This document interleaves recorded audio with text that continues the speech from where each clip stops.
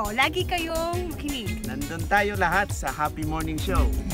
Alright, happy morning! Muli ang inyong lingkod, Miss Horizon Chaser para sa ating SMS News sa SMT na kung saan ay narito po tayo ngayon sa Manila Hotel para tunghayan natin itong annual scientific meeting ng Department of Science and Technology sa tema Beyond from Productivity, Transforming the Philippine Health System to Address Equity and Consumer Health and Environmental tema. So napakaganda at ito nga ay naaayon sa ating pang-araw-araw sa ating pamumuhay. Kaya tara, tunghayan natin ang mga research and development ng ating mga scientists dito sa ating bansa dahil kumpleto po lahat yan para sa ating mga pangangailangan. Alright, so abangan at sana maigamit din natin sa pang-araw-araw nating pamumuhay para po ay magkaroon tayo ng pag-unlad sa ating buhay. Alright, mula sa SMS, SMT News ay ibibigay pa natin ang ibang detalye dito sa naganap na annual scientific meeting dito sa Manila Hotel sa pangunguna ng nasa Philippines at ganun din ay naging matagumpay ang ribbon cutting sa pangunguna rin ni DOST Secretary Renato Solidum Jr. Kasama dyan yung mga opisyal ng DOST at ang mga private sector na ating mga negosyante na gusto mag-adapt ng mga nagawa nitong ating mga researchers sa ating bansa. At abangan yung award ng scientific posters at susunod yan, kaya panuorin ito pa mga detalye at ang iba pang naganap sa loob ng 2 araw.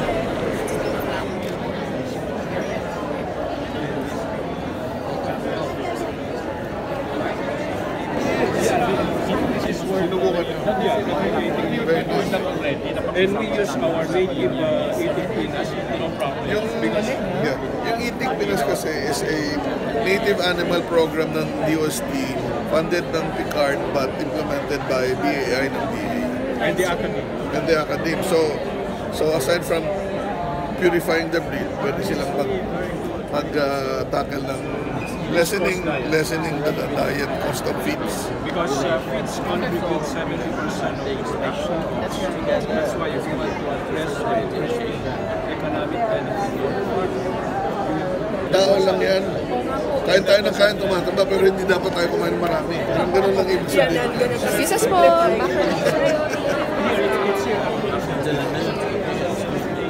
Ito biodiversity to. Yes. From Mount Malinda. Nakaakit na kayo doon? Yes. Yes po. Thesis part. Isa yan sa mga isa yan sa dami ng volcanoes na part ng thesis ko. Ang Pero Malinda. So may mga native lang siya sa ano pinaka-exciting dyan? May sulit na pala nga. Meron pa mga new species siya. Yes. May pa yung mga species ko. Discovered from 1901 up to 2020. Kaya ba may na-discover sa ito? Nagsabit pa kami sir for Ano? Insect? India's endemic vine. Bye-bye. Parang accidental pa rin. And then possible. Ano means na mga matitrace nyo kung kailan sila nagsimula dyan sa Bulacan? Hindi natin matitrace na. Kasi inactive yung volcano kaya nabuhay na sila. Kaya siguro unique ang kanilang ecology. Ito naman, Kasi volcanic. kanina to. Mahirap yun.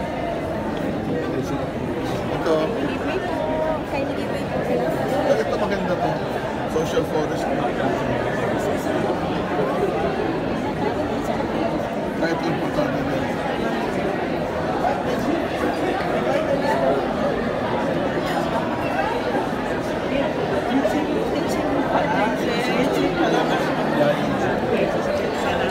Real time monitoring. Researcher, ito sir, nandito yung vermicompost, microbiome, sa biotech. Ang haba ng title ko eh. My study is about quinoa under varying fertilization regimes of vermicompost and mycopump. And findings show that both treatments with biofertilizers showed a significant difference compared to controlled and inorganic fertilizers. And mycopump is actually more agronomically efficient compared to vermicompost. However, in terms of economic efficiency, it's more economically advantage or high feasibility na mas i-utilize po yung vermicompost. Bakit magkaiba sila ng effect eh? Almost pareho lang sila ng content. Kasi sir, yung sa mycopump, ano po siya, more on soil-based na technology. Pero din sa vermicompost po, mas naging deeper po yung results dahil meron din po siyang ibang factors like microorganisms na hindi po ganun ka nagmamanifest sa mycopump. Pero technically po, so ang microorganism ang main difference. Pero hindi mo pinapakita dito yung microorganism. Ito ba yan? hindi po. Sa kanilang parts. So essentially, ang big difference ng dalawa kahit almost pareho lang yung kanilang, diba? Pero wala kang combination. Opo, wala. Vermicompost and mycopump. Kasi sila po yung biofertilizers na pinag-compare. Okay. Yung quinoa ba, hindi sa atin native yan, diba? Hindi po sa ano po, alternative. So saan siya natin ngayon? Dahil po, marami na po studies specifically sa Baguio, sa Batangas, meron po. Pero doon po sa both na places na yun, sa Baguio po yung higher na production. Dahil mas mataas kasi sa South America, sa high altitude. Very nice. Thank you. Wow. So I'm here to help us. This is the Zem Plaza. station of Mariana Valley State. Yes. Sir, this is for connected different vegetable pieces in the once the native varieties of the major crops, which is coconut seed, which is the native dishes of the four major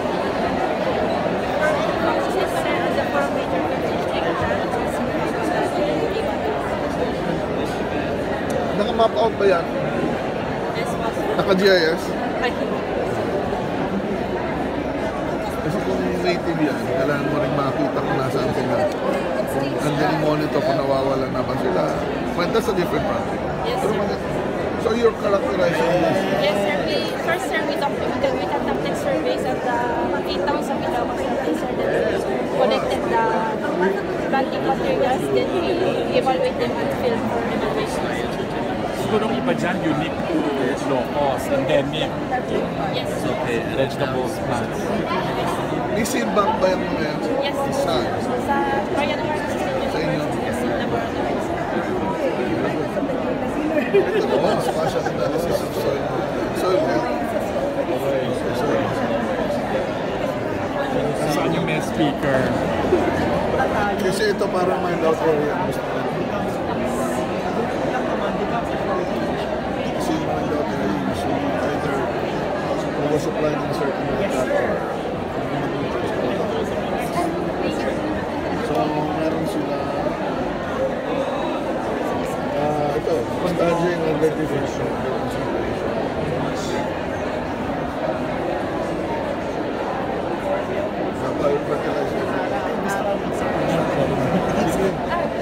So what we have here is the soil chemical part. So in assessing soil assessment, we assess physical, biological, and chemical properties of the soils, right? But this is more on the soil chemical properties. So in here we are differentiating the soil chemical properties of organic farming versus conventional farming. And we have found out that due to the diverse organic practices, we have found out that the most important is the organic matter is and the macro and micronutrients of the soil is more or mas increase po siya or mas available po siya sa Okay, organic. question. Yes, sir. Obvious naman yun. Yes, sir. Opo. Obvious. Kahit Yes, sir. hindi kayo Yes, sir. nag-aaral. Actually, Anong point nyo? Actually, ang point nito, sir, is that very important that whether it's conventional or organic, alagaan natin yung soil health because the soil health keeps the crops alive and the crops eventually goes into the food production system. Therefore, the importance of soil health towards nurturing soil health towards food security. So, mas i-advocate niyo organic farming? Not necessarily, sir. But mas i-advocate namin that soil health should be taken care of regardless kung siya organic or conventional to address yung ating food security. So, if the soil is exposed to inorganic farming, how do you remedy the health problem of the soil? For one, sir, pinaka-importante dito, we look onto the soil, ano yung kanyang nutrient content. Yeah, of course. Yes. And then after that, we should apply kung ano yung eksaktong kailangan niyang nutrients. So, inorganic pa rin ang gusto mo? It depends din po, sir, dun sa practices. Actually, ito pong, yung mga farms po namin dito, for example, yung organic farms, sila po yung mga certified organic farms na namin. And then, meron din po conventional farms. So, hindi naman po natin pwedeng isa-adjust agad-agad sa mga conventional sites na mag-organic kayo, ganyan. So, we want to point is that we need to assess first the soil health and then find out kung ano po ba yung kailangan pang i-improve so that we can provide recommendation. Anong tawag sa inyo? Siya ay medical doctor. Kayo ay makalupang doktor. Siya po ay physicist.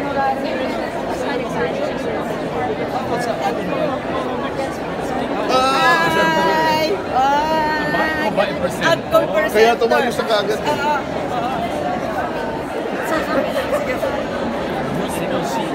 Yes. Saan mo nakita mo? Mindoro. Na ano na, na-register mo na yung species? Yes. At saka sa Mindoro nagsama siya. Kasi ang Mindoro is interesting. Marami daw insect sa Mindoro. Hindi. Ay, insect pala. Insect. Insecto. Ikuha mo sa secretary doon dito. Hindi kasi ganito yun. This is the rice strips. No? So rice strips did not really come from the Philippines. It came from the UK and it's all over the world now. Paano siya napunta dyan? Invasive kasi sila. They can be airborne. Sumakay sa anong barko? Yes, they can be airborne. They can be introduced to yung eggs nila kasi kasama doon sa planting materials, etc. So it's really a pest worldwide na to. Now this is a pest of sugarcane and it's also started in Indonesia, but of course it's in our plantation in the Philippines. Ang matagal na rin ito. This one is my species described in 1994. From Mindoro also sa Dabong, no? And then ano nangyari sa kanya? It's now in Malaysia, it's now in Indonesia. At dahil bumibili sila ng ornamental plants sa Europe, so it's an introduced pest na, and it is in the watch list, quarantine na. This is an invasive species, and this is I claim as mine. Yeah. And this is my new species na. National Museum ka na pala eh. Kasi ayaw ko dito. Uy, sa council ka lumapit. Honorary. So it is a new species. Ang story nito, hindi ko alam ang plant, Rubiaceae as a family, but may population akong nakulit sa Negros. It's also with sugarcane. So all of this could be a pest. Maraming species and traits, 213 in the Philippines. May pest ba na may positive effect o lahat ng pest nila? Ay, marami kasing species na pollinators. Maraming species kasi kumbaga out of the 6,500, marami ang pollinators. Marami ang could be environmentally friendly na gano'n kasi may magagamit mo sila to assess bioindicators ng air and soil quality at saka recycling. Surrogate market. Ang problema natin kasi dito, masyado lang ang focus ng basic research sa may gamit. Yung bang sabi ko, sa gano'n. So, sunod lang tayo sa ozone.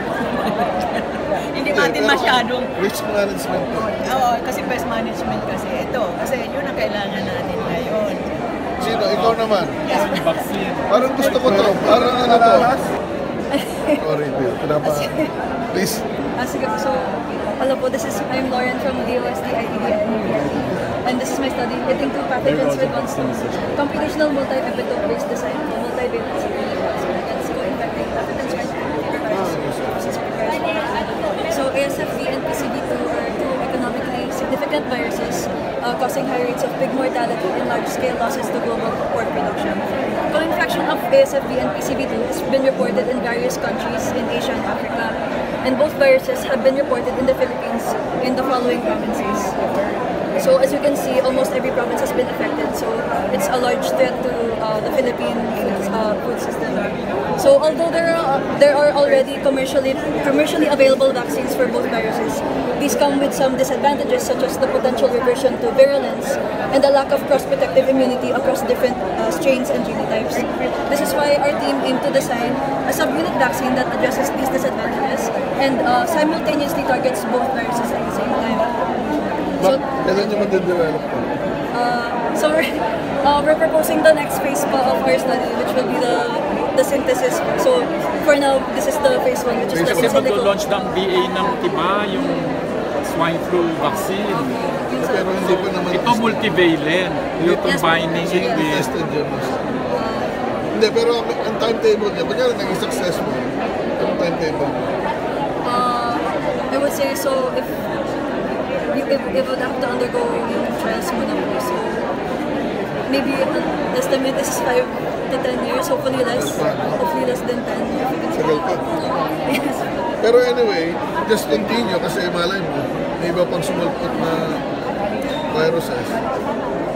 Anyway, may follow through to kasi it's part of our virology and vaccine research development program. Pero mayroon pang separate question. Yes. Yes, ma'am. Wala kami. Alright, so nakita natin ang ating secretary ay talagang nag-enjoy sa kanyang pag-iikot para sa mga posters na inilatag ng ating mga R&Ds at talagang ma-inspired yung ating mga kababayan din kapag sila mismo ay makita ito at maunawaan yung kahalagahan ng ating mga researchers dito sa ating bansa. So narito na ang Scientific Poster Awards. Kaya congratulations sa lahat na nabigyan ng award.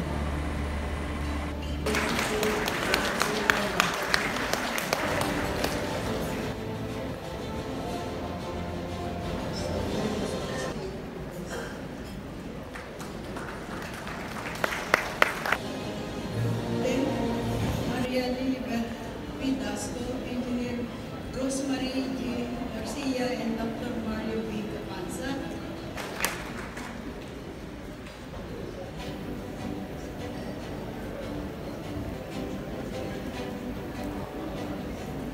Daniel Marie Magpantay, Michael Raymond T. Samson, Jeff Ryan S. Pagalong, and Julius L.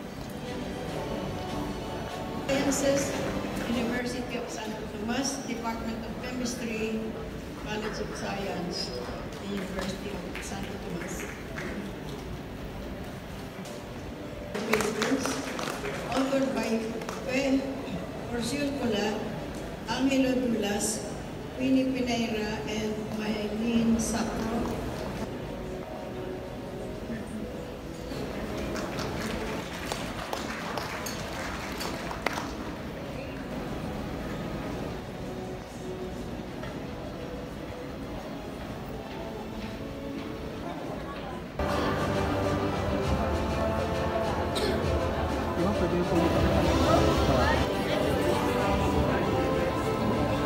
Alright, so congratulations. So ilan lamang yan sa mga nalakap natin na mga magagandang balita dito sa Manila Hotel sa annual meeting, scientific meeting ng DOST.